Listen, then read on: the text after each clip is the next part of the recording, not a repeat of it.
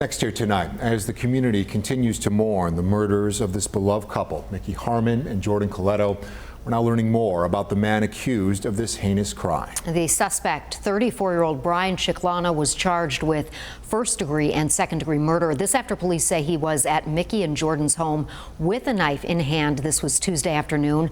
That's when their bodies were also discovered. 7 News senior reporter Mickey Becker spoke with one of Chiclana's defense attorneys and has the latest. 6 days after the heinous murders of two beloved figures in Allentown, we're starting to learn a little bit more about the suspect accused in this crime. So here's what we know so far about 34-year-old Bryan Chiclana, who's charged with first and second-degree murder. Police say he has no known criminal record. Initial indications were that he was homeless, but then police later said he may have lived on Massachusetts Avenue on Buffalo's west side. He's a U.S. citizen from Puerto Rico, and at his court appearance last week, he had a Spanish interpreter. Now, also in court, you could see visible marks on his neck. Police previously said when patrol officers arrived at the scene of the homicides, they saw Chiclana cutting himself with a knife. Florina Altschiller is one of the defense attorneys assigned to represent Chiclana. She says the defense team's investigation is just beginning, and they're looking into the defendant's mental health. I could tell you from my interaction with him so far, there's no reason to believe that he is not competent. In other words, he appears to be competent.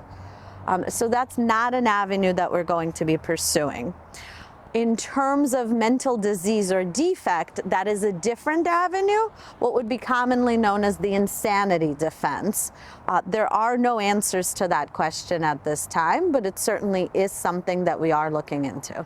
What is clear, investigators say, is that this was a random act of violence. The defendant unlawfully entered into the victim's home on St. Louis Place through a basement window. While in their home, the defendant intentionally struck both victims in their heads with a blunt object. This suspect did not know the victims. The evidence supports that.